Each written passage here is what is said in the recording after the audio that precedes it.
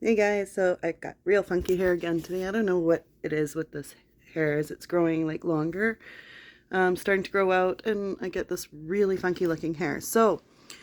Um, so YouTube, what's been going on? Hugo and I have had a lot of tension. There's been a lot of stress. We've been trying to figure a lot of things out, especially since my brain blade. There's been a lot of different dynamics and realization of the lack of help that I do get from people. And it makes Hugo frustrated. No, this person's not supporting you this way. You're not getting help that way.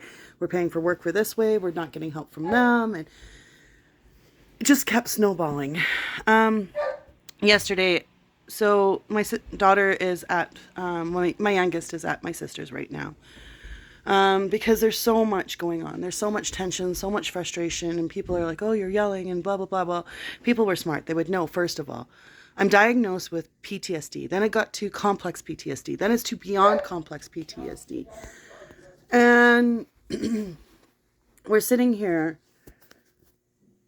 when I have lots of stressful situations to deal with, a lot of people coming at me, a lot of things needed, a lot of things that need to be accomplished, a lot of things that have to be filled out or signed or done, or bills and medical supplies or this or that, and is staff coming, is nurse coming, or is that person coming, or is that, and there's so many things. Why didn't that person get this done? And you know what I mean? And everything starts falling on me because nobody wants to do it. And so I'm stuck with everybody's situations, everybody's jobs. Oh, mom, I need you to come get me. Oh, mom, I need that. Or, so your mom on top of all of this, and then your spouse needs things, and oh, he doesn't like technology. So I got to do everything on the technology for me and him, because he's like, write this and do that, and and put this down, and because he doesn't want to touch technology, and I don't know. Anyways, we've turned into these. It's been a big spiral. My brain bleed was a huge ultimate stress for my family. Like, I mean, it was like the ultimate stress. And, you know, it's time. People are like, well, you're yelling. Well, no, I'm not yelling. I have anxiety because I have time frames that I need to meet, timelines that I need to meet. We have schedules that we need to keep going, routines that we should have.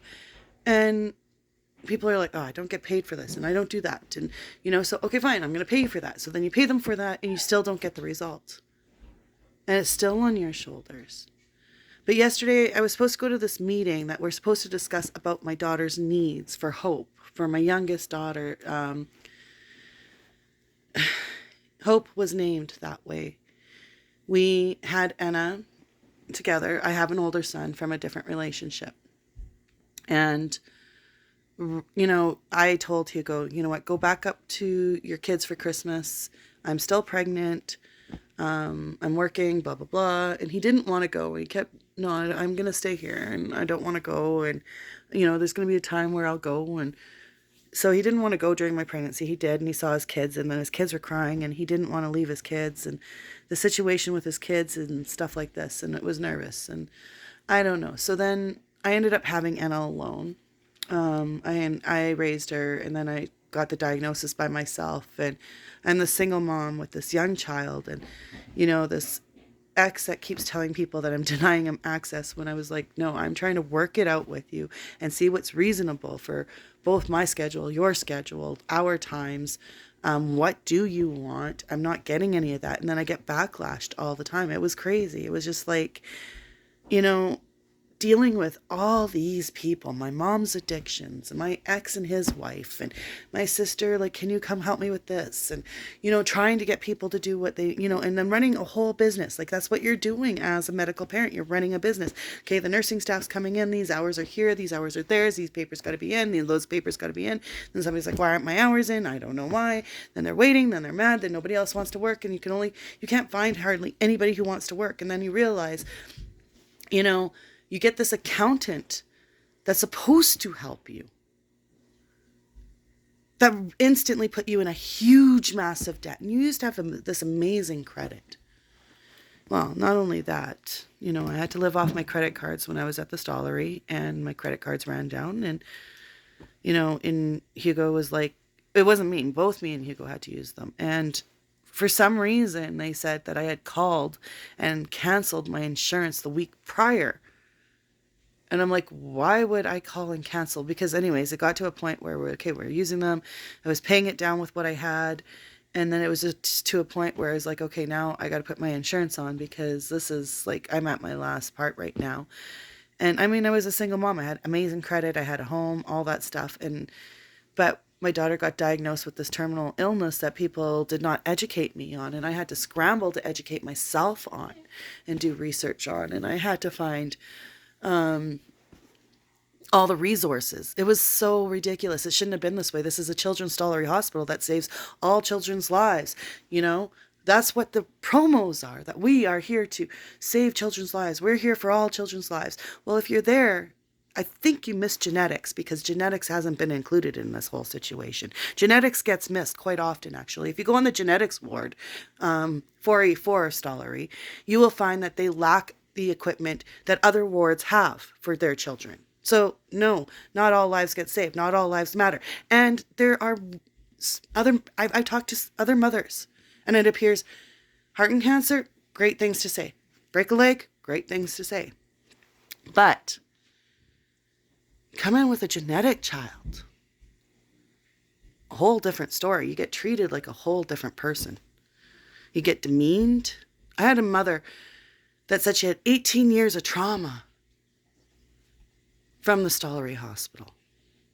18 years of trauma she had to endure without the proper supports because the support system was the problem.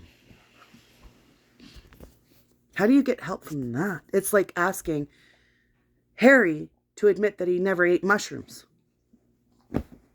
Prince Harry, or used to be Prince Harry. It's like telling Prince Williams, you never did a thing wrong in your life, right? You never did one thing wrong. We all know King Charles has a history of doing wrong, but still is given an opportunity to represent people, represent himself, and redeem a person that made errors. And do we learn by that? No. We look at the Queen as no wrongdoing. She was the person, my great aunt was like her. She was that person that brought the whole world together, just was able to, touch the world, every dynamic, every color, every person. And, maybe not every person may have felt the same, or I don't know, because it's a whole world of people, a whole dynamic of people, a whole different view when she walks past. So I go into this meeting that I'm supposed to be prepared for. Lisa, what do you want? Okay. What do you want for hope? Or we need to know all these things. Okay. So I come in, and I've got pages. I've got pages of things I wanted to talk about because of what our family needs and focuses on. But instead I got an interrogation. I didn't get, okay, what does Hope need in the aspect that nobody can help her or is helping her with because nobody knows how, because the person that has worked with her has dyslexia too. So she can't do the schooling with Hope. Okay. So what do I do with that? So Hope's not going to be able to get help through schooling with that, but she can pick her up from school. You know what I mean? Like those kinds of things. She can be there or, and be that second hand if I have to run out the door and as I got to go to the hospital or if I got to go downtown or, some people are there and they can deal with that. And then the rest of the situation, it's intimidating. It's hard because we're going downhill and I'm trying to think for everything and everyone and trying to pull this whole structure together as it's crumbling. And me and Hugo have both been saying for a very long time, look, guys, we have lost the wheel and we need help. And everybody's like, oh, we've helped you. No, you haven't helped because you didn't step up. You didn't speak up. And you didn't say what happened with this woman's CPP was wrong. What happened when this woman's child died was wrong and needs to be resolved. What happened when she had a brain bleed and got called a hypochondriac is wrong. When I'm on the phone with a nurse called Janet and I'm telling her, Janet, I can't deal with this right now. My head is hurting really bad. I'm in a lot of pain. Call Hugo, call Hugo, call Hugo, call Hugo. And I keep calling and I keep asking, call Hugo. And I tell her I can't deal with this. I'm having a massive pain in my head. No, you know what she did? She went and turned around and told everybody I was yelling and screaming. I was yelling at her, degrading her. And I was trying to tell her I couldn't deal with this at the moment. I mentally could not deal with it because I mentally had a lot of pain going on. And that nurse, Janet, did not acknowledge my health symptoms. And later on, it wasn't very long, those symptoms were there. And then eventually, down the road, I had a brain bleed, a rare brain bleed that people typically die from. And now I suffer these thunderclap headaches randomly that come on like seizures. So I get paranoid. I'm scared. It's traumatic. It's painful. And I have this family that I was given a second chance for. I survived a suicide, a massive suicide, when I was 15. It was a drug overdose. I did take over 500 pills they said they found in my system. I repeat, that was over 500 pills they found in my system when they did the blood work. My mom was there, hands on deck, like the doctors. I don't remember all of it. I have very vivid flashbacks of things, but I do remember opening my eyes at one point and seeing her holding my head over a bucket and, stressed. And I put my family through a lot, put people through a lot. And I mentally am going through a lot, where when I was 15, it was trauma. So much trauma. My parents breaking up, the abuse I was suffering because of my parents' addictions, physical and mental, badly. And I mean bad. And then I have this boyfriend who died in a tragedy, in a house fire, And for myself, I was just there moments before or whatever. I don't know how long before or after, because my mom on the phone was screaming that I had to be at my friend's house and I was supposed to be there. And why can I never listen and be where I'm supposed to be? Or, but it was on the way to my friend's home, and I don't know. And, and so you have this guilt that maybe I should have stayed, maybe I shouldn't have gone, or, all these things start developing, and you're dealing with your parents' issues on top of that. So you try to go through life, you see the few counselors that your mom doesn't freak out, and, and get through life, and eventually the school counselor's like, here's a bus ticket and $40 and a choice. And I'm like, okay. And I grabbed it and I took it because I never really had that option before. And that opportunity was given, and I could have, and I tried, and it was hard because when you live with someone with such an addiction like that, they just keep sucking it out of you. They'll beat it out of you. They want money, and it's really hard. Like the VLT addictions is difficult. when coming home from the hospital when my dad breaks his hip, or from when he was in Henwood, and you're stuck in a car waiting until your mom is finished at the VLT machine in a parking lot full of drunk people in and out, staring at you in this car. You're keeping the doors locked and trying to save the gas that you have because there's not going to be much money when she's done. So then when I went to Grand Prairie, I worked at a casino, and the last time, close to the time when I started to quit, because it was a lot, met a school teacher who lost his whole family, everything, and he was there day in and day out, and you could just see him deteriorating as he came through.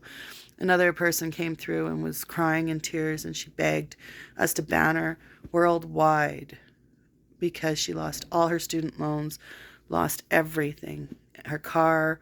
She's like, I lost everything because of these machines. So she lost her student loans, she lost everything, and she asked for a worldwide ban. Nobody ever took me serious when I said my mom has a serious addiction, gambling addiction, and it's like a heroin addict, and nobody ever believes that. And I met Hugo, and I explained to him, like, look, I really don't want this relationship, blah, blah, blah. It's just going to turn out to be a disaster. My mom always asks for money, wants money, is very, like, shaky for money, and it's hard to explain to people what it's like. And when he's seen it on the day of our son's funeral, my mom was grabbing my dad by the hair and demanding his wallet. Hugo threw a coffee cup on the ground and it shattered. It just stopped everything. And he couldn't believe, like, I could see the look on his face, like, oh my God, this is real. This is real. You really, like, what you're saying is real.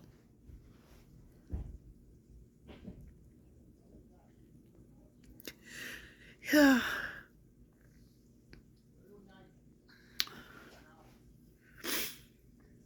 So then me and Hugo go through all these problems and all these issues, and I have PTSD, and my PTSD turns into complex PTSD, and now beyond complex PTSD. And I am in therapy, but all the traumas have been... Lulu come running in to come see me, and Sasha was like, and she's like, no, and Lulu, like, shriveled up like a cat, and then turned around and ran up back out the door. Oh, by the way, you guys, we had started this, like, I know I'm going on, we had started this whole idea. We fell in love with the breed of Border Collies. Like, I mean, they're an amazing breed. Malinos, and Border Collies. Oh my God, fascinating dogs. Their mind and their brain is just unbelievable. Their agility, their abilities, their potentials. Wow. I mean, like, wow. I mean, just look at the lady in Quebec that has that, her trick dogs and stuff like that. And so we fell in love with the breed. And then we, like, started off with Chelsea. And my son named her that from the book Marley and Me, because I guess in the book Marley and Me, of the version of the movie, I guess he has a friend in there named Chelsea, and it's not in the movie. So I never knew this until my son pointed it out to me one day. He started reading, and before he used to refuse, he was like, I'm not going to read. And finally I was just like, I gave up. I was like, oh gosh, this kid's never going to read. So, and I was sleeping one day and I grabbed a book, I sat down, and it was quiet in the living room. I turned the TV off and let Anna sleep, and because I think she was just healing or not feeling good for something, or anyway, she was having this afternoon nap. So I said, okay, I'll let her rest. And I said, I'll read a book. I haven't read a book. I want to read this book that this nurse kept talking to me about. So I started reading the Outlander series and got hooked on it. And next thing I know, my son comes out from around the corner, down through the kitchen and into the living room, and sits down beside me, opens up a book. Oh, wow. So he started reading. And through that, he taught me that we were naming our first dog Chelsea, because that was Marley's friend. So best friend or something like that, through this book. And so she's been with us through all those years, since we pretty much we brought Anna home, set her up, and then we pretty much got Chelsea, because it was so hard to be in a home. I've always had a dog in my home, and it was really hard to not be to be in this home and hear the clicking of the claws somewhere, or the dog that comes and sits beside you and their affection, like, just the personality of the companionship of it. So I was missing that, and going for walks and stuff like that, and just starting to have that, that companion that brings our whole family to life. And it did. And then we had Buddy. We got one more because Chelsea was a little bit lonely, and we thought, well, Buddy might, correlate with Chelsea. And so we got Chelsea and Buddy, and they did really, really good together. Buddy was starting to learn how to go off leash, and he was really awesome, and he was amazing. And he was one of the rare type of breeds of Border Collies. So He was more the masculine, and I guess the more calm temperamental is what they are. And they were a rare breed. So we had one litter from him. And it breaks my heart so much because he was like, I guess that he was like Eeyore. And he would lay by my feet, and every morning he'd get up, he'd come down, he'd put his paws up on the side of Anna's bed, look from head to toe. Good, get down. And that was his routine. And then he would go outside every single day. And then he would do it in the evening sometimes too. He'd come up and he'd look at her. And, okay, all good. And then he'd come in late, and he was always by my feet and always with my son. Unfortunately, Hope was like, I guess she threw this little, she's like, here, buddy, have a ball. And he never touched anything. And I thought that when I went, out to go look for this little ball that she threw, and it was not there. And I was thinking, okay, well, that's weird. And anyways, I think, he never chewed anything. He never played with anything. He carried a white bucket. He was happy with just a bucket. And that was it. Like, we tried everything. And then all of a sudden we left a water bucket outside one day, and he tipped it over and started running with this white bucket. And that was it. That was his toy. And he swallowed that white ball. And by the time, and it was June, it was heading into July, and it was getting really hot. So, we thought he was just really hot, but apparently the ball had gone through to his intestine and too far into his intestine. And so his heart rate was like 188, and they said that he wouldn't live through the surgery, and it was a $4,000 to $5,000 surgery. And they said it was like if a 10% chance he would survive. And so like I couldn't even talk when they put Buddy down. So sorry, I still remember the phone call when Hugo called from the Guardians, I think it was, and they were an amazing clinic, and they sent us. Everybody signed a card with their sentimental thoughts. It was really hard. So, so then later on, we were thinking, okay, well, she still needs a companionship, and I called this place out in Rocky Mountain somewhere, and this lady's like, well, I don't really have what you're looking for, but I do have a red male. And I was like, oh? She's like, yeah, he's purebred. And I don't know, and she never had said anything, but she did hesitate. She's like, yeah. So we did meet up, and I picked him up, and his name is Tegan. And apparently it was a girl's name, and I thought it was a combo, both girls, guys' name. Sorry, I've been crying so much, guys. I know I don't look like, Paris Hilton right now. So, yeah, so we ended up getting Tegan. And we enjoyed, our first litter. Like, they were beautiful. Tegan's purebred border collie, this red border collie, red rare. And, in Chelsea. And we enjoyed talking to people about border collies and all that stuff. And we began doing really well with our border collie business. Really, really good. And we started picking up really good. But it started becoming too much for me and for everybody. It was just like, okay, this is becoming too much for us now. Like, we need a solid foundation. We need the kennels so that, like the indoor kennels, so that you've got like the cement padding, and then each can have an individual kennel. And then you can have the door flap so that they can go outside if they need to go outside. And then you can have the hallway so you can come down the hall and just, when they're outside, you can spray down the halls and clean the kennels properly and stuff like that, and have the drainage go in the center. And then have the outdoor side kennel, and then have one big outdoor kennel for socializations and teaching them socialization and stuff like that. You know what I mean?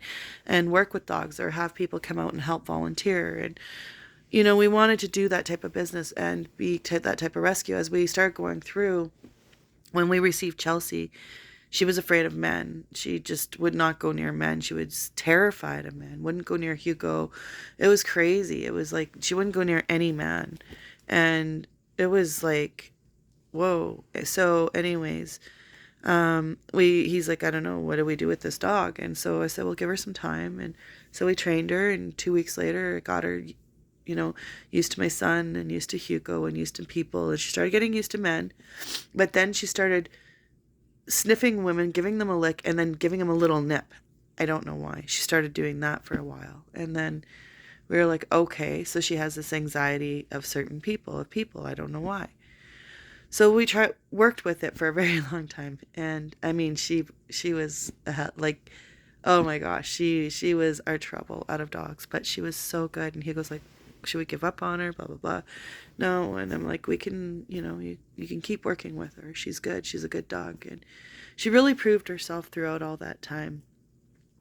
And we kept her. And then as time went on, we started learning stories about other dogs or whatnot. And then we'd end up with another dog or two dogs. And then we would clean them up, feed them, find homes for them, get their health checked, all that stuff. And somewhere down the line between my brain bleed and my cancer, we all started going downhill and our business just started flopping. And people are like, oh, we'll partnership with you. So we started putting everything we had into it. And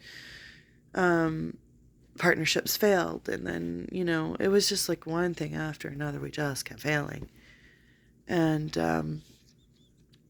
bringing in a decent income, being able to bring in education for the dogs, get, what the dogs need, all that stuff, like their shots, although, that stuff was able to pay for all of that stuff. And we were able to enjoy the personalities. But then, I don't know, like somebody doesn't pick up a dog, we end up with another dog. So we've got another dog. Try to get that dog a home, but nobody wants it because it's a bit older now. They want it right from when they're, young. So we have little Lulu, who's amazing. Every evening she's got to grab Chelsea's dog bed and she's got to scuff it around the living room. And that's her exercise for the evening. Like, she loves to do it.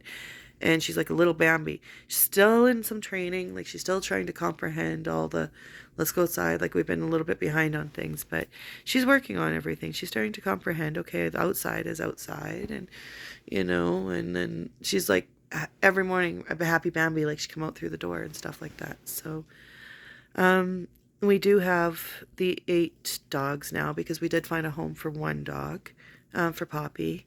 So we have little Lulu who is available. And then we're just going to try to go down the line and try to sort out, how to separate the dogs and which ones will be able to be more, workable with someone. So like Tora, like she's so attached to me, but, again, I have to think of the girl. So, yesterday, sorry, I guess Hugo has something really important. He's been impatient. He's coming in here a couple times trying to, like, something to say to me. And I'm trying to wrap this video up around what we have been dealing with. I know this may be kind of boring, but, I go into a meeting yesterday and with all this stuff and, Lisa, what do you want? What do you want for your kids? Okay, well, we'll send a mediator in your home. Okay, great. You'll send a mediator in home. But how are we going to, but we need therapy for me and Hugo. Oh, but we're not talking about that. We need to do what's best for the kids. Okay, but what's best for the kids is this help and support for the parents. Right? So if you're doing what's best for the kids, then why are you not giving the kids their parents support that they need so that they can do the best they can for their children? It just makes sense. I mean, I'm asking for family therapy or for a therapist to even come in our home or something that we can have that would work for us, to work with us so we can communicate better, so we can relearn to work with each other again and not just have a mediator sit in our home and be like, well, this is what the parents did and then this is what we're going to do and the kids are going to go and this is it and that's how we're going to make our decision. Okay. And then at the end of the meeting, I was reminded, well, in March, you have 30 days to find a home, Lisa. Well, thank you for helping assist me on that and ensuring that we can have a home for our children and making sure that we have the support team right there saying, Lisa, we're going to make sure that you and your kids work together.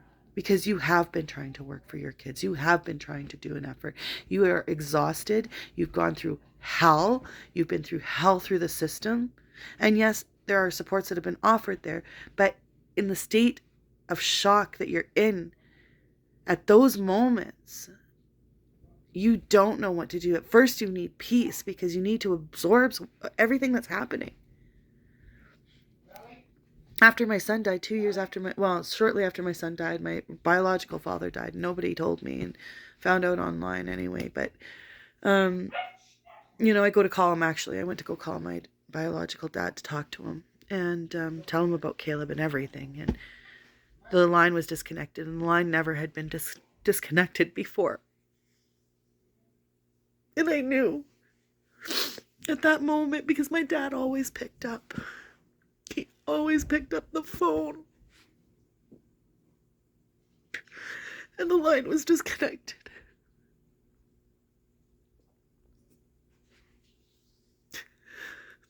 And I never got to tell him about Caleb.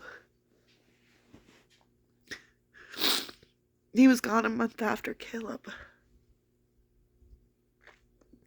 And I never got to meet my dad, and I was hoping someday that I would be able to, And even him, he's like, Lisa, come to Vancouver. There's better care here. It's a better hospital. You'll have better care for Anna. And I didn't listen to him. Because I was also pregnant with Caleb at the time. And he's like, you can go to art school.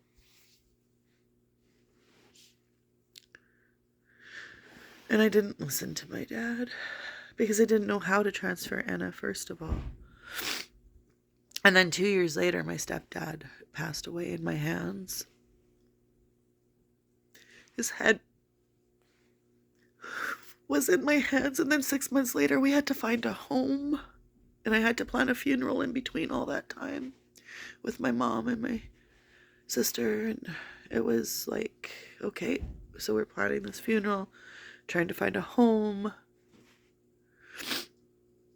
And you're still trying to run your whole medical family life. Get denied an application. You need this for approval. You don't have this. You're missing that paper. You need that, Lisa. And we need to fill out 5 more applications that you're just going to get denied for and maybe get approved on one. You need to renew your disability. Well, my disability hasn't changed, and neither has Anna's. Why do I have to keep renewing something that has not changed? And if it changes, then we should ask for, you have people that monitor everything. So monitor the change if it changes. And then say, okay, maybe every 5 years do a disability. I don't know, because people in my situation, obviously, when I go to talk therapy or a therapist or whatever, it doesn't help when you're in your therapy session and you start with a new therapist and you get, because you're late about your appointment because you think it's at a different time because you've got this appointment, you've got that house to view, you've got these papers to get in. And you haven't even breathed yet in the morning. Like, you didn't even get a sip of coffee yet. And I don't drink coffee, but I drink a mocha and I drink tea with a little bit of milk now. Because I found out you can. Well, it's a long story of my surgery. And anyways, my neck is all sensitive inside. And I love tea. And my son suggested to put a little bit of milk in it one day. And I totally forget about it. My mind relapses. And I have issues sometimes with memory loss, and it's very discouraging for me. Since I had did the drug overdose, it's been the one thing I suffer from is memory relapse. Sometimes I can't absorb, like I can read something, but I don't absorb it in my brain. I read it, I know it was there, it was a fact, but it just isn't absorbing in my brain. And sometimes I'll read it, it comes out completely different. And it's just, I'm not absorbing in my I don't know. I don't know how to explain that. And then since my brain bleed, the new one is I can be in mid-conversation with someone and everything goes black. I don't even know what I was talking about. I'll have to ask the person, like, what was I just saying? I don't even remember what I was talking about because I literally will go blank and then I feel even more discouraged. And this has happened since my brain bleed. I feel like completely discouraged. When I first had my brain bleed, it was like, and I come home trying to walk down the stairs. I didn't get the same function coming from the back of my spine, my lower spine and my right leg. And it wasn't I just kept collapsing from the lower part of my back down. And it was weird. Every time I tried going down the stairs, it was, I don't know how to explain it. It's like, when your knee gives out, you just collapse. Okay. So it's kind of like that. Like I was going, it just everything was giving out in the lower part of my spine and my hip around. I don't know how to explain it. So Hugo, he did a lot of things. Like, he put his forehead on my forehead and would help me down the stairs. And, he did a lot, and it was a lot. He was here through my cancer, taking care of me, taking care of the girls, taking care of Dawson, getting Dawson to help him with whatever. And, and the whole dynamic of things, and trying to take care of all the dogs. And for myself, everybody's like, well, you can't function. Well, I can't take care of all those dogs, puppies when we have them, and Anna, and meet the kids' needs, and meet everybody's needs, and get all these things in on time, and get all these emails on time, get my mileage done, get my meals done, get the parking done, get the application for this done. And now I've got 5 more addendums. And now I've got I just signed that addendum. Now I got to sign this addendum again. Why do I have to renew this addendum? I just renewed that addendum. And it doesn't stop. And I'm not the only one stressed about it. I talked to a mom who is a nurse for us, and her daughter has high needs, and she's like, well, I don't have the mind for that. She says, I can't touch I don't have the mind for any of that. And I looked at Hugo and I said, see what I'm talking about. She's exhausted. Her back is hurting. She's got to go for x-rays. She's got to push, and she's going to wear out, and she's getting exhausted already. And, and has to do the same thing for me, what she does for her daughter. And I was working for ParaMed before too. I did work for an agency for a little while, and I tried to do home care. But they were sending me to areas of the city and expecting me to be from, like one side of the city, like to be from the West End all the way to the South Side, way into a whole new area that's not even on a GPS yet, and trying to find the patient. And oh my God, and then you would be downtown, and you have to be from downtown to the West End in 5 minutes. And they give you a 5-minute or 10-minute time gap for that kind of stuff. And you're like, whoa, wait a minute. You know what I mean? Like, it was just too much. And then you'd stop, and you're like 10 minutes per person. So some people, it's just like med check or something like that, or help them with simple things, which I understand.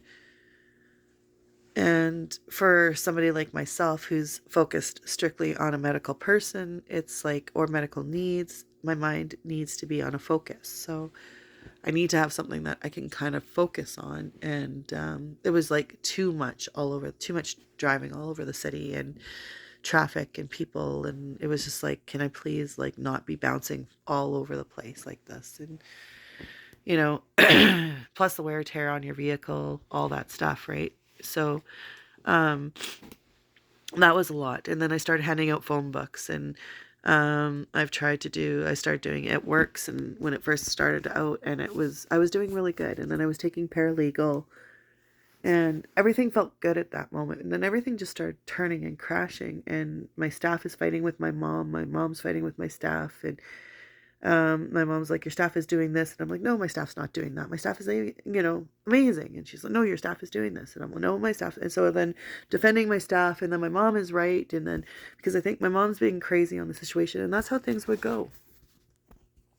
Then I'd go to the Stollery Hospital, find out my staff is bashing me, saying I overworked them and stuff like that. Well, no, you offer to stay for this so many hours. You offer to help us do this. You offered. We never asked you.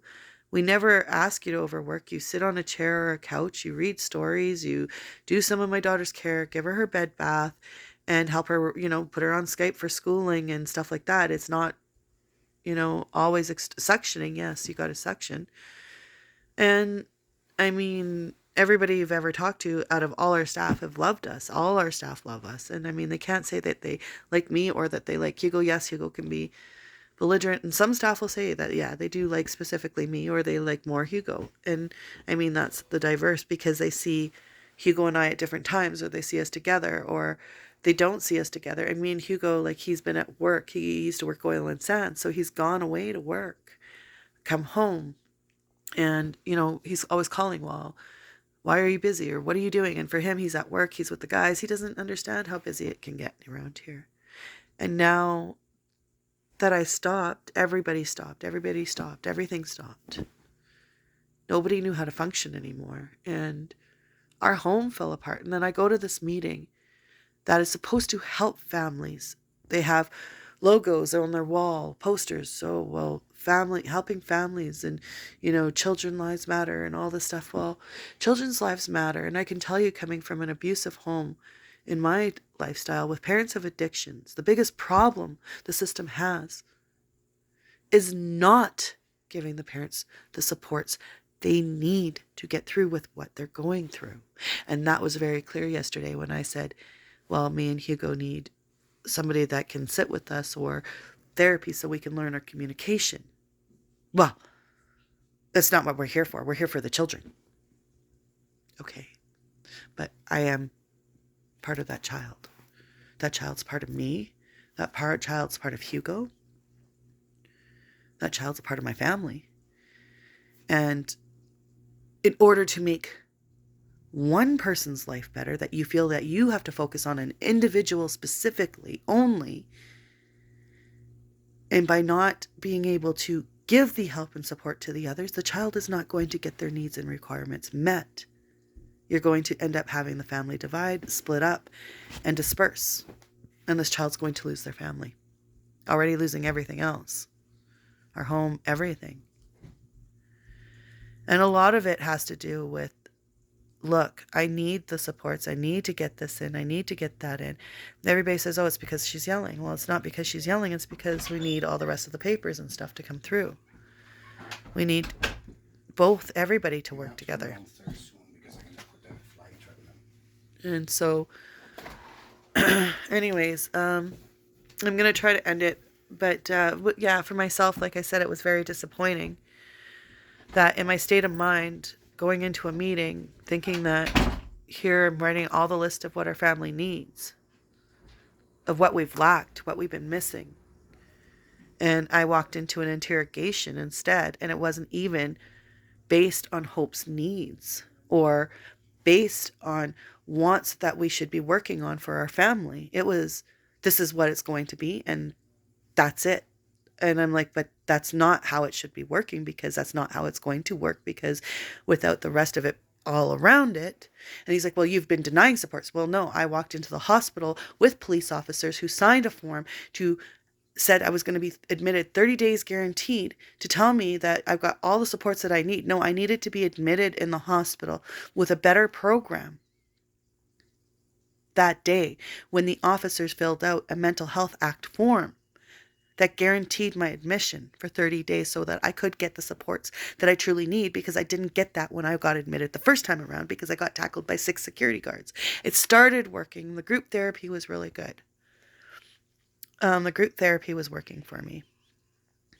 And slowly I was starting to learn to open up and start to walk outside a little bit and get a little bit of my life. And then they sent me to a 21-day program, and the way they explained it to me was like I would have my personal space. Anyways, it wasn't anything like they explained it to me, and it's not what I need. What I do need is like family group counseling. I need my sister there. I need at least 3 to 5 therapists. I need Hugo there. I need my son there, and I need them to be able to have a therapist relay what I'm saying. And that's what we do need. We need our families to resolve the past traumas. I need to work through my past traumas. And a lot of my past traumas is my childhood to now. And that's been ignored and neglected. The only focus is she's suicidal and she's crazy. She's mentally ill. And that's all anybody's been saying. And now that's all my daughter knows of me. So I am mentally ill, but I'm mentally ill because of traumas. Trauma and event after event. Trauma after trauma after trauma. And it's caused a ripple effect in my personality. So it's caused a lot of pain. And there's reasons to my pain and my traumas. And everybody's saying, oh, she's yelling. That's called anxiety. It's called hypertensive anxiety. It's hypertensive. It's anxiety that's always there. I have had a surgery, and that went from here to here. Radiation burns in my throat. I think they were first and second, or second and third. I don't remember. But some burns later on that they found out. Plus, I had a massive infection for like 4 months. That was a massive infection. I could barely talk. It was horrible. In my throat. So my throat is raw. So I have to struggle to talk even more. Or people say, you're too quiet. You're not loud enough. So I get louder. Now I'm too loud. I complain too much. I'm nasty. I'm cold. I'm weak. It's not me. The system is weak. And the system fails us. And again, yesterday, I walked out in hopes that people are there to support us, be there for us, be there for the right way of our family, make sure we get what we need to help our daughter, to help our family succeed.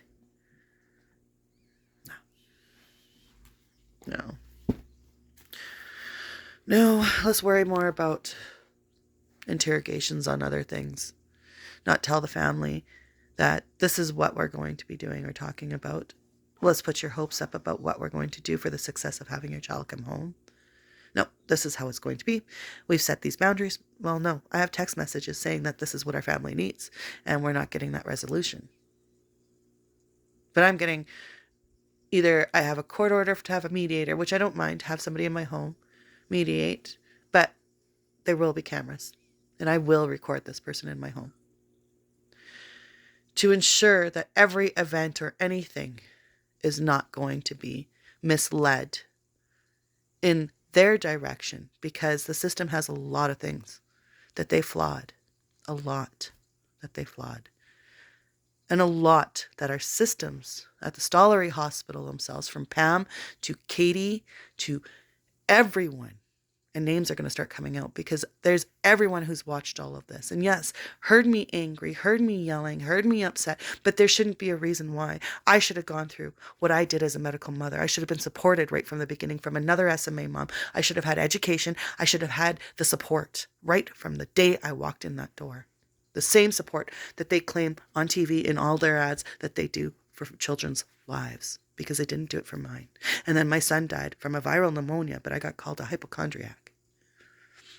When I said he was sick, he's clammy, he's sweating, he's coughing, he's pale, and he's cringing when he cries. Something is seriously wrong. I was told I'm going to get locked up and that I'm a hypochondriac and I'm paranoid. And Caleb, my son, passed away from a viral pneumonia that attacked his heart because he was sick. Instead of being sent to the hospital, he was sent home. And the very next day, ambulanced out. Then I had hope. And there's a reason why we had her name the way it is. And so far, I haven't seen the justice on our side of the family. I've seen a lot of pointing fingers, accusations, but I have not seen the correct supports for what we have been going through, what we have been denied, what we keep getting denied, why we are exhausted, and we're not the only family who feels this way. I know there's a lot of families who are exhausted from how the system pushes and runs everything. It doesn't make it work for families. It makes them run down, get exhausted, and a lot of kids end up in medical foster care. And I've been saying this for years. Justice in Jersey. Triplets. No glasses. No clothes, but I offered Caleb's to the Stollery. There's a lot you learn. And it's pretty sad when you can hear another mother say she had 18 years of trauma from the Stollery Hospital. And the exact same feeling of emotions that you are feeling and going through, or that you've been put through. Being deemed just like you don't matter, your family doesn't matter, your daughter doesn't matter. Yeah, genetics. Remember that. Guys, it's one step at a time. I got to start looking for places. I'm crossing my fingers on a place that will be suitable for the size of what we need for Anna's equipment and supplies. I have a GoFundMe account. All the likes, subscribes, everything really do help as we start building this channel and keep growing. Like I say, it's one step at a time.